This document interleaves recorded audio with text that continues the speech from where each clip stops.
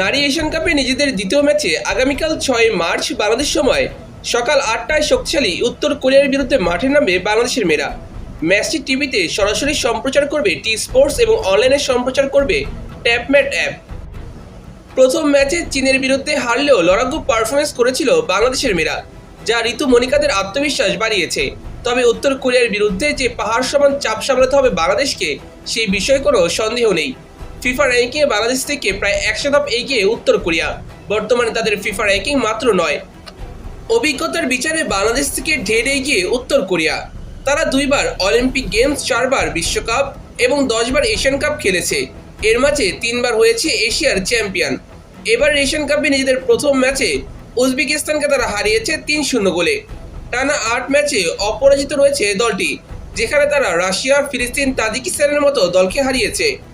অন্যদিকে Asian cup বাছাই পর্বে মিয়ানমারকে হারানোর পর টানা 5 ম্যাচে জয়হীন বাংলাদেশের মেয়েরা।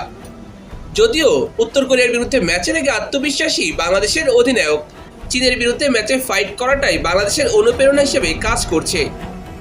ওরা গতবারের চ্যাম্পিয়ন টিম, তাই শুরুতে একটু চিন্তিত ছিলাম যে কিভাবে ওদের সাথে ফাইট করব, কিন্তু যেহেতু আমরা ওদের বিপক্ষে চোখে চোখ রেখে লড়াই করেছি, ইনশাল্লাহ এখন উত্তর কোরিয়া এবং উজবেকিস্তানের সাথেও আমরা একইভাবে লড়াই করব।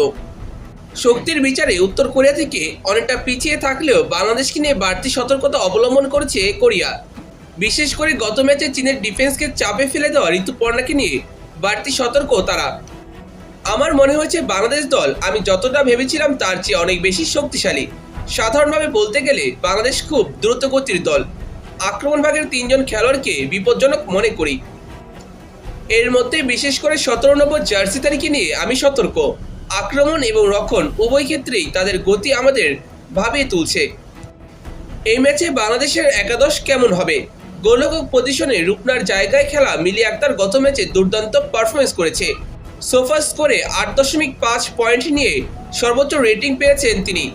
সেই ম্যাচে তিনি মোট 10টা সেভ দিয়েছেন। তাই এই ম্যাচেও মিলি আক্তারের ওপরই ভরসা রাখবে বাংলাদেশ। ডিফেন্সে আফেদা খন্দকার, শিউলি আজিম, শামসুন্নার সিনিয়র, কোয়াতি কিসকু এবং নবীরন থাকবেন। মিডফিল্ডে মনিকা চাকমা ও মারিয়া মান্দাই কোচের ভরসার জায়গা। আক্রমণ ভাগে হয়তো খুব বেশি পরিবর্তন আসবে না। ঋতুপর্ণা, শামসুন্নার জুনিয়র খেলছেন, তবে নাম্বার 9 রোলে ওমেলার জায়গায় আনিকা এবং সাগরিকার মতো অপশন আছে বাটলারের কাছে। বেঞ্চেও একাধিক অপশন পাচ্ছে বাটলার।